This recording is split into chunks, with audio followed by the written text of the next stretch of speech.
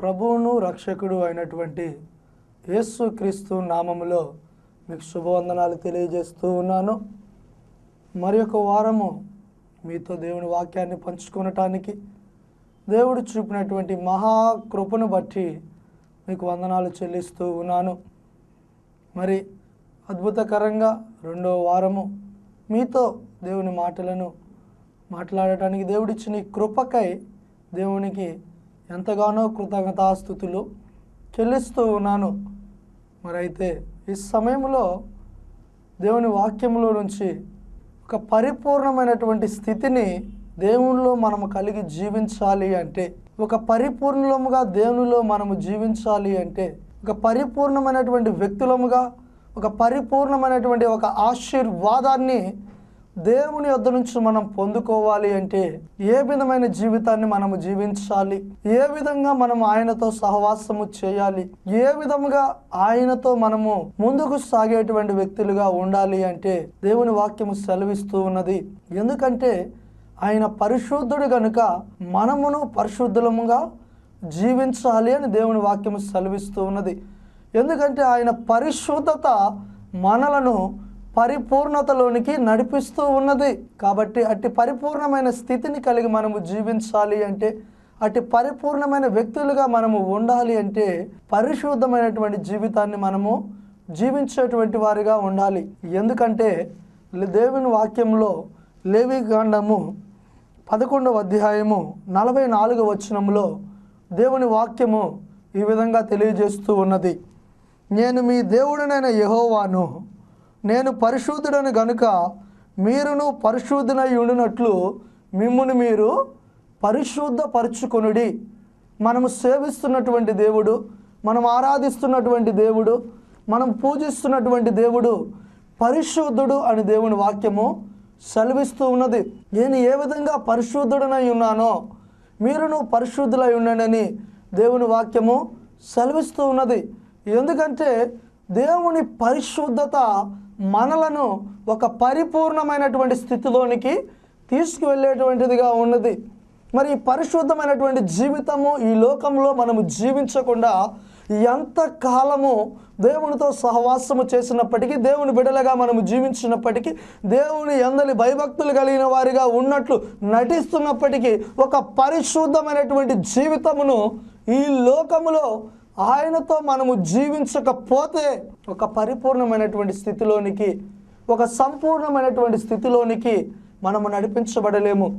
ఎందుకంటే మనము నమ్ముకున్నటువంటి, మనము సేవిస్తున్నటువంటి, మనం ఆరాధిస్తున్నటువంటి దేవుడు పరిశుద్ధుడు పరిశుద్ధుడు పరిశుద్ధుడు అని దేవుని వాక్యము తెలియజేస్తూ ఉన్నది. ఆయన ఎలాగ పరిశుద్ధులై ఉన్నాడో మనమును అట్టి పరిశుద్ధత కలిగినప్పుడే ఒక పరిపూర్ణమైనటువంటి స్థితిలోనికి వెళ్ళేటువంటి వారంగా ఉండం. అదే రీతిగా యెషయా గ్రంథము 6వ అధ్యాయము 3వ వచనంలో మనం చూసినట్లయితే యెహోవా దూతలు ఆయనను పొగుడుచూ ఉన్నారు, పరిశుద్ధుడు పరిశుద్ధుడు పరిశుద్ధుడు అని. అట్టి పరిశుద్ధుని కలిగినటువంటి మనము, అట్టి పరిశుద్ధమైనటువంటి దేవుని కలిగి ఉన్నటువంటి మనము అట్టి పరిశుద్ధమైన జీవితాన్ని ఈరోజు ఈ లోకంలో ఆయన బిడ్డలుగా పిలువబడుతున్నటువంటి మనము, ఆయనతో జీవిస్తున్నటువంటి మనము, ఆయనతో సహవాసము చేసేటువంటి వ్యక్తులుగా ఉన్న మనము ఈరోజు అట్టి పరిశుద్ధమైన జీవితాన్ని జీవించేటువంటి వ్యక్తులుగా ఉన్నామా? ఎందుకంటే ఆయన పరిశుద్ధతే మనల్ని పరిపూర్ణతలోనికి నడిపించేటువంటిదిగా ఉన్నది. ప్రియమైన దేవుని బిడ్డలారా, మరి దేవునితో సహవాసము చేస్తూ ఉన్నావు, దేవునితో ఉంటూ ఉన్నావు, దేవుని బిడ్డలుగా పిలువబడుతూ ఉన్నావు. మరి దేవునితో పరిపూర్ణమైనటువంటి స్థితిలో పరిపూర్ణమైనటువంటి స్థితిని, పరిపూర్ణమైన ఆశీర్వాదాన్ని, ఒక సంపూర్ణమైనటువంటి స్థితిని దేవుళ్ళో జీవించేటువంటి వ్యక్తిగా నీవు ఉన్నావా? ఆయనతో జీవించేటువంటి వ్యక్తిగా నీవు ఉన్నావా? లేదా ఏదో నామకార్థపు క్రైస్తవ భక్తి జీవితాన్ని జీవిస్తూ ఇహలోక సంబంధమైనటువంటి, ఇహలోక మాలిన్యముతో అపవిత్రుడిగాను, అపరిశుద్ధత కలిగినటువంటి వ్యక్తిగాను జీవించే వ్యక్తిగా ఉంటూ దేవునితో నేను పరిశుద్ధుడిగా పవిత్రుడిగా జీవిస్తున్నాను అని అనుకునేటువంటి స్థితిలో నీవు ఉన్నావా? అయితే దేవుని వాక్యం సెలవిస్తూ ఉన్నది, అటు రీతిగా మనం ఎంత జీవించినప్పటికీ మన జీవితాలలో ఫలితము లేనటువంటిదిగా ఉంటుంది. ఎందుకంటే మన దేవుడు పరిశుద్ధుడు పరిశుద్ధుడు అని దేవుని వాక్యం సెలవిస్తూ ఉన్నది. ప్రియమైన దేవుని బిడ్డలారా, ఒకసారి ఆలోచించండి. మరి నీవు ఈరోజు ఒక పరిపూర్ణమైన స్థితిలో దేవునితో ఉంటూ ఉన్నావా? ఒక సంపూర్ణమైనటువంటి వ్యక్తిగా పరిపూర్ణమైనటువంటి వ్యక్తిగా, దేవునితో సహవాసము చేసేటువంటి వ్యక్తిగా ఈరోజు నీవు జీవిస్తూ ఉన్నావా? ఒక పరిపూర్ణమైన ఆశీర్వాదాన్ని, ఒక పరిపూర్ణమైనటువంటి దీవెనని దేవుని వద్ద నుంచి పొందుకునేటువంటి వ్యక్తిగా ఈ లోకంలో నీవు జీవించేటువంటి జీవితాన్ని జీవిస్తూ ఉన్నావా? లేక జీవిస్తున్నాను అనుకుంటూ ఇహలోక సంబంధమైనటువంటి, పాప సంబంధమైనటువంటి ఈ లోక మాలిన్యముతో అపవిత్రులుగాను అపరిశుద్ధమైనటువంటి జీవితాన్ని కలిగి పరిశుద్ధుడిగా జీవిస్తున్నాను అని నువ్వు మోసము చేసుకునేటువంటి వ్యక్తిగా ఉన్నావా? అయితే ఈరోజు వాక్యం మనతోనే మాట్లాడుతూ ఉన్నది. ఒక పరిశుద్ధత కలిగిన జీవితమే ఒక పరిపూర్ణమైన స్థితిలోనికి, ఒక పరిశుద్ధత కలిగిన జీవితమే ఒక సంపూర్ణమైనటువంటి స్థితిలోనికి మన జీవితాన్ని మార్చేటువంటిదిగా ఉన్నది. ఎందుకంటే మనము నమ్ముకున్న దేవుడు, మనము సేవిస్తున్న దేవుడు పరిశుద్ధుడు గనుక మనమును పరిశుద్ధమైనటువంటి జీవితాన్ని ఈ లోకంలో జీవించేటువంటి వ్యక్తులుగా ఉండాలి. అదే రీతిగా మరి ఏ విషయాల్లో మనం పరిశుద్ధత కలిగి ఉండాలి? ఎటువంటి విషయాల్లో పరిశుద్ధమైన జీవితాన్ని మనం జీవించేటువంటి వారముగా ఉండాలి?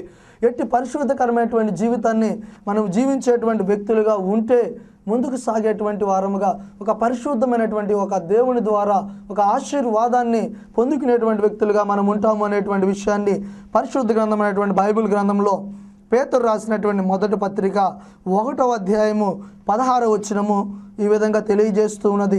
కాగా మీరు విధేయులకు పిల్లలైన మీ పూర్వపు అజ్ఞాన దశలో మీ కుండిన ఆశలను అనుసరించి ప్రవర్తింపక మిమ్మును పిలిచిన వాడు పరిశుద్ధుడై ఉన్న ప్రకారము మీరును సమస్త ప్రవర్తన యందు పరిశుద్ధులై ఉండండి అని అంటూ ఉన్నాడు. అదే రీతిగా పైన 14వ వచనంలో మనం చూసుకుని ఉంటే, నేను పరిశుద్ధుడై ఉన్నాను గనుక మీరును పరిశుద్ధులై ఉండు అని రాయబడి ఉన్నది. ఏంటంటే దేవుని వాక్యము సెలవిస్తూ ఉన్నది, మొట్టమొదటిగా మనము మన ప్రవర్తనలో పరిశుద్ధమైనటువంటి జీవితాన్ని జీవించేటువంటి వ్యక్తులుగా ఉండాలి. దేవుని నమ్ముకున్నాను, దేవుని ఆశ్రయించాను, దేవుడు ఇచ్చిన రక్షణ పొందుకుని దేవుని బిడ్డగా పిలువబడుతున్నాను చెప్పుకుంటున్నటువంటి నీవు మొట్టమొదటిగా కలిగి ఉండవలసినటువంటి పరిశుద్ధమైన జీవితము, పరిశుద్ధమైన స్థితి ఏదనగా నీవు ప్రవర్తించేటువంటి విధానము, నీవు నడుచుకునేటువంటి విధానము, నీ జీవితంలో నీవు కొనసాగేటువంటి విధానములో నీవు పరిశుద్ధమైనటువంటి జీవితాన్ని కలిగి ఉండాలి అని దేవుని వాక్యము తెలియజేస్తూ ఉన్నది. ఎందుకంటే నీవు మునుపటి స్థితిలో లోకంలో పాపంలో జీవించిన వ్యక్తిగా ఉన్నప్పటికీ ఆయన రక్షణ పొందుకుని ఆయనను నమ్ముకుని ఆయనతో జీవిస్తున్న వ్యక్తిగా నీవు ఉన్నావు. కాబట్టి పూర్వము మీరు అజ్ఞానులయ్యి అపవిత్రత కలిగి అపరిశుద్ధత కలిగి జీవించిన వ్యక్తులుగా ఉన్నారు. కానీ ఇప్పుడైతే దేవుని రక్షణ పొందుకుని దేవుని జ్ఞానమును దేవుని వివేకను మీరు సంపాదించుకుని ఆయనతో సహవాసము చేసేటువంటి వ్యక్తులుగా మీరు ఉన్నారు. కాబట్టి మీరు ప్రవర్తన యందు పరిశుద్ధులై ఉండండి అని దేవుని వాక్యము సెలవిస్తూ ఉన్నది. ఎందుకంటే నేను పరిశుద్ధుడై ఉన్నాను కనుక మీరును పరిశుద్ధులై ఉండాలి అని దేవుని వాక్యము సెలవిస్తూ ఉన్నది. అదే రీతిగా మనము ప్రసంగి 5వ అధ్యాయము 1వ వచనంలో చూసుకున్నట్లయితే, మీరు మందిరమునకు పోవునప్పుడు మీ ప్రవర్తనను జాగ్రత్తగా చూచుకొనుము అని దేవుని వాక్యము సెలవిస్తూ ఉన్నది.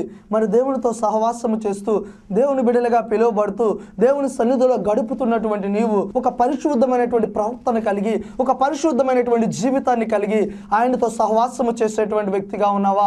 ఆయనతో జీవించేటువంటి వ్యక్తిగా ఉన్నావా? ఆయన మందిరములోను ఆయన బిడ్డలుగా పిలువబడుతున్న నీవు అనేకులు ఎదుట ఒక పరిశుద్ధమైనటువంటి జీవితాన్ని కొనసాగించేటువంటి జీవితాన్ని జీవించే వ్యక్తిగా ఈరోజు ఆయన బిడ్డగా పిలువబడుతున్న నీవు జీవించుతూ ఉన్నావా? ఒకసారి నిన్ను నీవు ఆలోచించుకోవలసిన వ్యక్తిగా ఉన్నావు.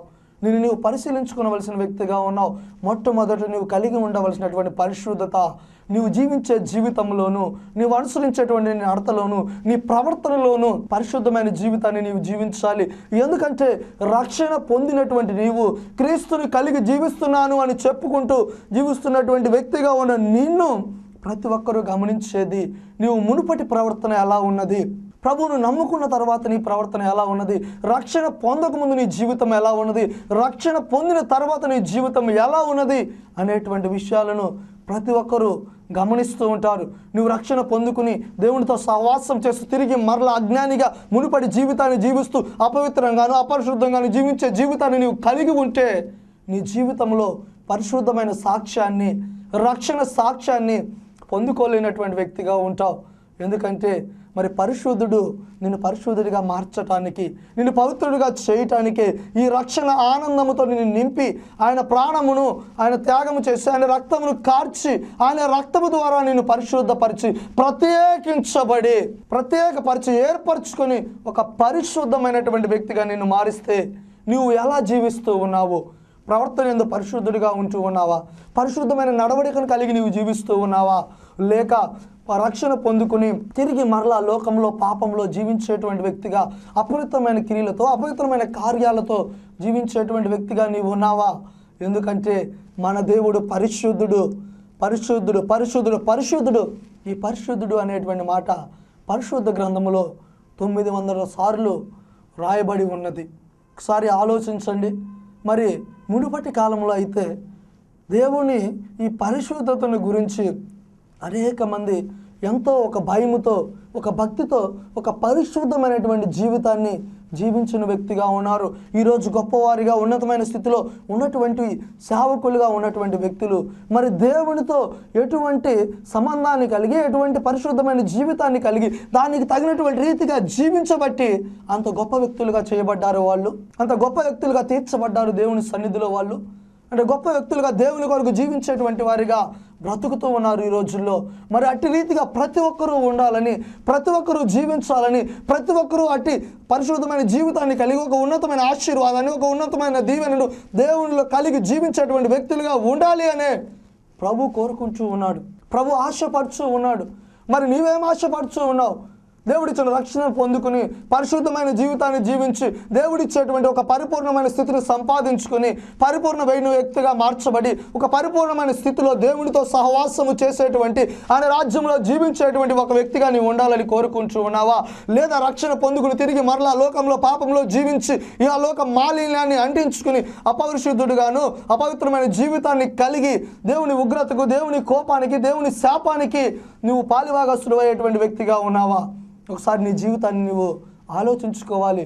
ఎందుకంటే పరిశుద్ధునితో సహవాసం చేయాలి అంటే, పరిశుద్ధుడితో మనం జీవించాలి అంటే, పరిశుద్ధుడితో మనం బ్రతకాలి అంటే, ఒక పరిశుద్ధుని ఆశీర్వాదం మనకు కావాలి అంటే మనము కూడా పరిశుద్ధమైనటువంటి జీవితాలను జీవించేటువంటి వ్యక్తులుగా ఉండాలి.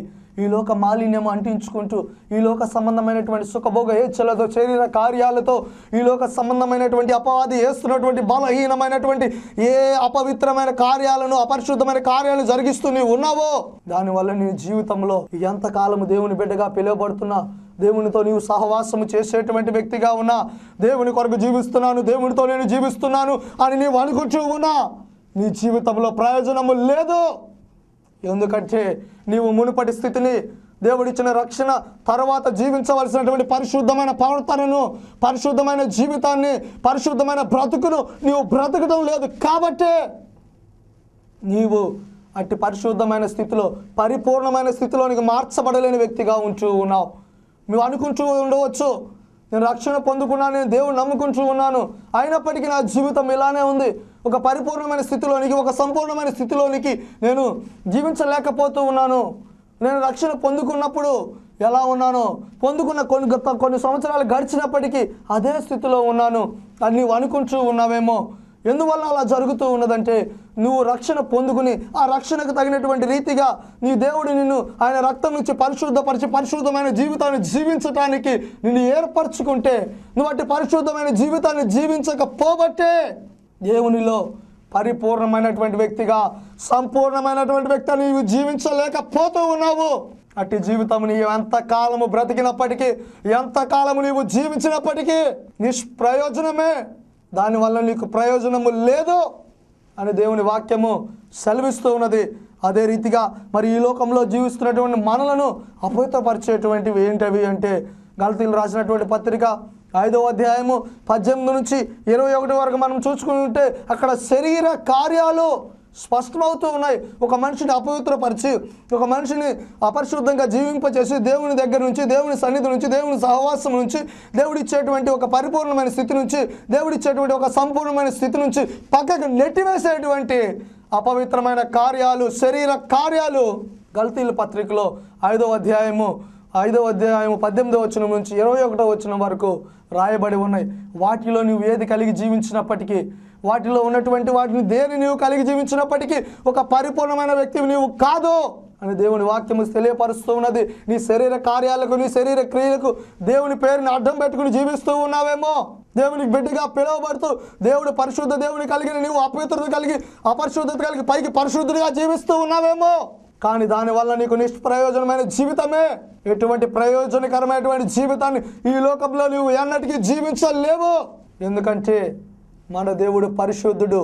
ఆ పరిశుద్ధుడిని చూడాలి అంటే, ఆ పరిశుద్ధతమైనటువంటి ఒక పరిపూర్ణమైన స్థితిలోనికి, సంపూర్ణమైన స్థితిలోనికి మనము జీవించాలి అంటే అట్టి పరిశుద్ధమైన స్థితిని మనమును కలిగి జీవించాలి. ఒకప్పుడు లోకంలో జీవించినప్పుడు భయంకరమైన పాపములో, భయంకరమైనటువంటి ఏలోక సంబంధమైనటువంటి శరీర కార్యాలతో, శరీర క్రియలతో నన్ను అపవిత్రపరిచేటువంటి, నన్ను అపరిశుద్ధపరిచేటువంటి కార్యాలతో, క్రియలతో ఈ లోకంలో జీవించిన వ్యక్తిగా ఉన్నాను. మరి అనేక మంది అనేక విధాలుగా చెప్పినప్పటికీ వినిపించుకోలేనటువంటి వాటి నుంచి బయటకు రాలేనటువంటి ఒక దౌర్భాగ్య స్థితిలో జీవించిన వ్యక్తిగా ఉన్నాను. కానీ నేను నమ్ముకున్నటువంటి నా రక్షకుడు, నా విమోచకుడు, నా ప్రభువు అయినటువంటి యేసు క్రీస్తు వారు ఈరోజు ఒక పరిపూర్ణమైనటువంటి స్థితిలో మీ ముందు నన్ను నిలవబెట్టాడు. దానికి కారణం ఏంటంటే వాక్యం ప్రకారం నా జీవితాన్ని నేను జీవించటం బట్టే ఈరోజు అయోగ్యుడును, అల్పుడును, ఎన్నిక లేని వాడిని ఈ స్థితిలో ఉండటానికి అర్హత లేనటువంటి వాడనైనా నాకు అర్హతనిచ్చి, ఇటు భాగ్యమునిచ్చి, ఇటు యోగ్యునిగా దేవుడు ఎంచి ఈ స్థితిలో నన్ను ఉంచాడు. ప్రతి ఒక్కరు ఈ ఎదువినమైనటువంటి ఆశీర్వాదకరమైనటువంటి స్థితిలో ఉండాలి అనే మా ఆశ. ప్రతి ఒక్కరూ దేవుని వద్ద నుంచి వచ్చేటువంటి సంపూర్ణమైనటువంటి, పరిపూర్ణమైనటువంటి ఒక ఆశీర్వాదాన్ని పొందుకుని పరిపూర్ణతలోనికి, సంపూర్ణతలో జీవించబడాలనేదే మా కోరిక.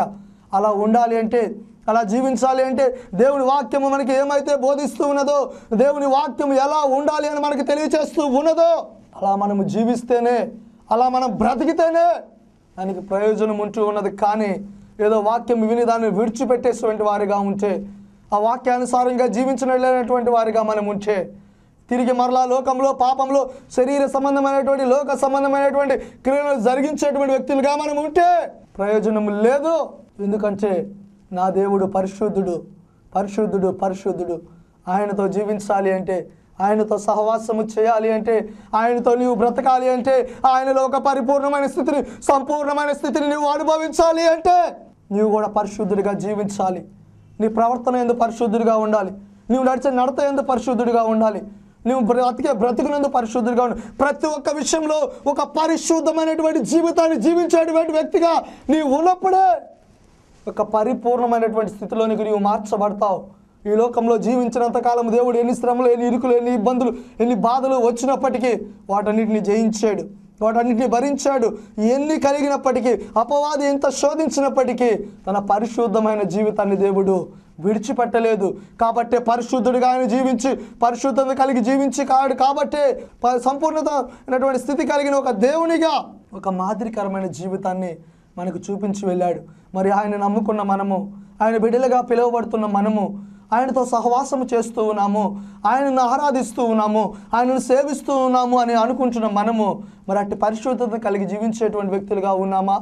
అట్టి పరిశుద్ధమైనటువంటి జీవితాన్ని మనం కలిగి జీవించేటువంటి వ్యక్తులుగా ఉన్నామా? అయితే దేవుని వాక్యం సెలవిస్తూ ఉన్నది. మరి అయితే ఏది మనల్ని అపవిత్రపరుస్తూ ఉన్నది, ఏది మనల్ని అపరిశుద్ధంగా జీవింపజేస్తూ ఉన్నది? మరి బయట నుంచి ఏదైనా కొత్తగా వస్తూ ఉన్నదా?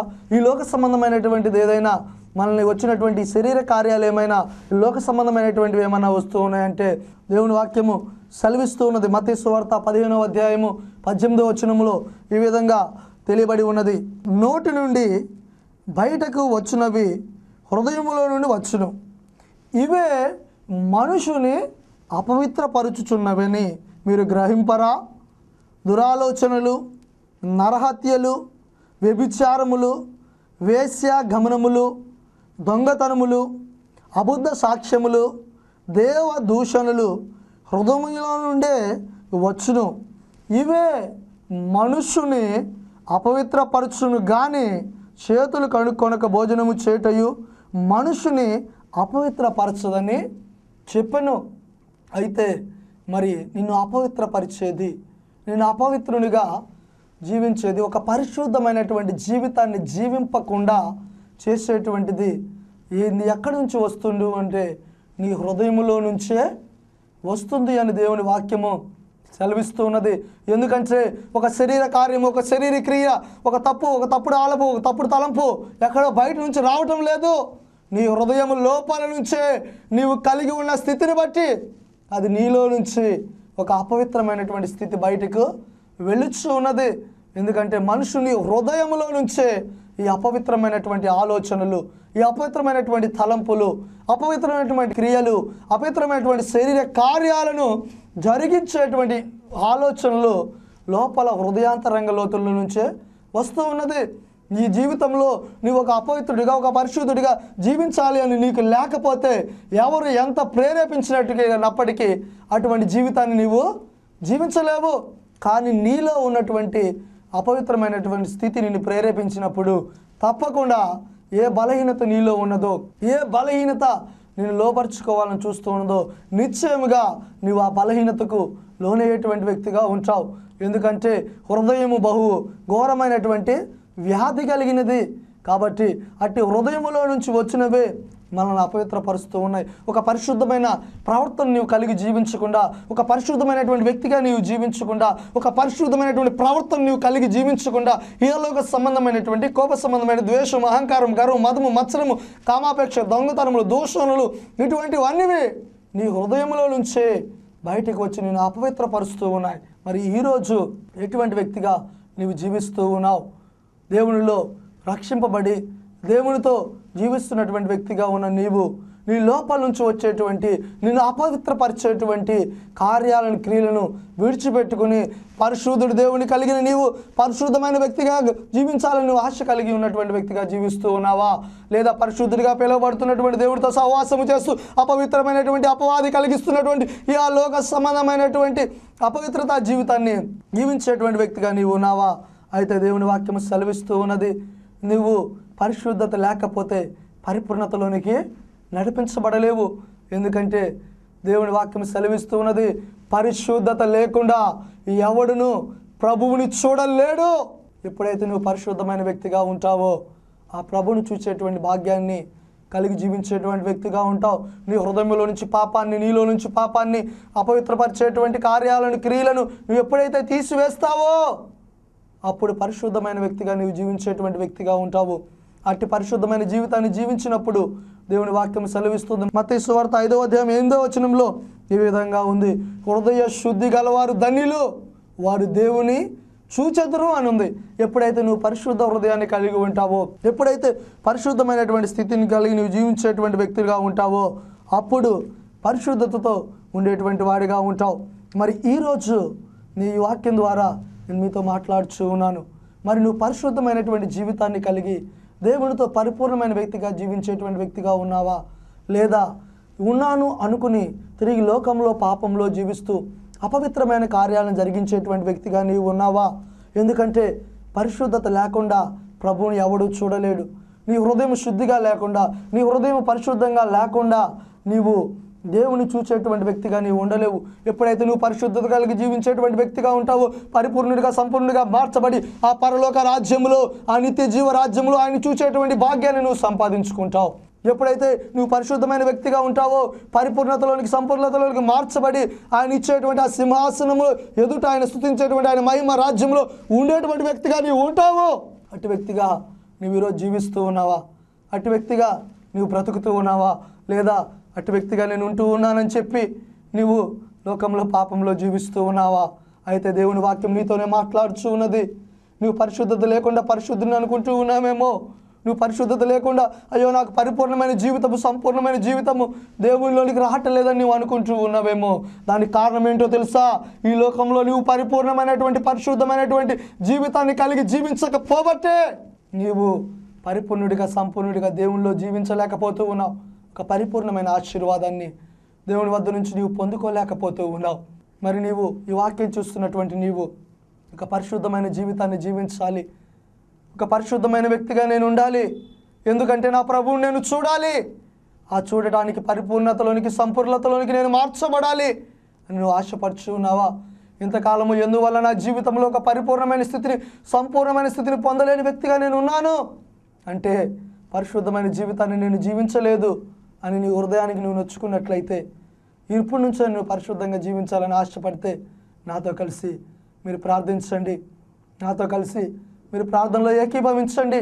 ఒక పరిశుద్ధమైనటువంటి స్థితిని మీకు దేవుడు అనుగ్రహించేటువంటి వాడిగా ఉన్నాడు. ప్రార్థించుకుందాం.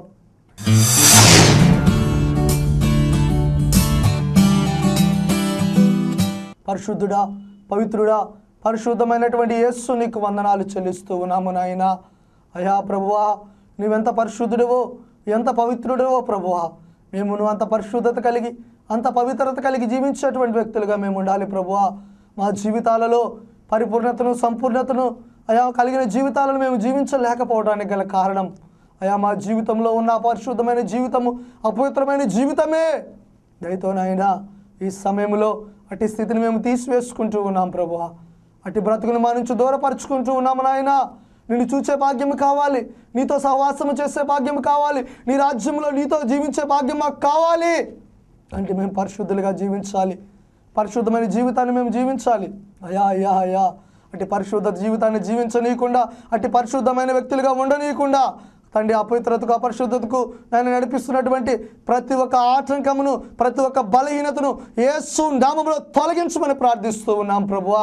ప్రతి ఒక్క అపవిత్రతను, ఏ అపవిత్రతో బాధపడుతున్నాడు, ఎటువంటి అపవిత్రమైనటువంటి కార్యాలతో, శరీర క్రియలతో జీవించేటువంటి వ్యక్తులుగా ఉన్నారు, అట్టి స్థితిని తీసివేసుకోవాలని ఆశపడుతూ ఉన్నారు. నీ నామములో అట్టి స్థితిని బిడ్డల నుంచి తీసివేయమని ప్రార్థిస్తూ ఉన్నాం. అయా అయా నీ పరిశుద్ధత కలిగి, నీ పవిత్రతను అయా నీ సంపూర్ణమైనటువంటి నాయన స్థితిలోనికి, పరిపూర్ణమైనటువంటి స్థితిలోనికి, నిన్ను చూచేటువంటి స్థితిలోనికి బిడ్డలు జీవించేటువంటి వారిగా ఉండటానికి నీ సహాయము చేయమని, ప్రతి ఒక్క పరిపూర్ణమైన ఆశీర్వాదాన్ని పొందుకోవటానికి పరిశుద్ధులుగా జీవించే కృపను దయచేయమని. ఎందుకంటే నీవు పరిశుద్ధుడు కనుక మేము పరిశుద్ధులై ఉండాలని నీ వాక్యం బోధించిన ప్రకారము ఉండటానికి నీ కృప చూపించి నీ సహాయము చేయమని యేసుక్రీస్తు నామములో అడిగి వేడుకుని ప్రార్థిస్తూ ఉన్నాము తండ్రి. ఆమెన్.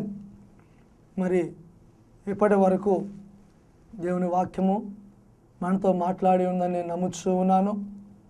మరి ఎందుకంటే ఈ లోకంలో మనం అపవిత్రమైన స్థితిని కలిగి జీవించినప్పుడు దేవుని పరిశుద్ధమైనటువంటి ఆశీర్వాదాలని మన జీవితంలో కోల్పోయేటువంటి వ్యక్తులుగా ఉంటాం. అలాంటి వారిగా మనం జీవించకూడదు, దానివల్ల ప్రయోజనం లేదు.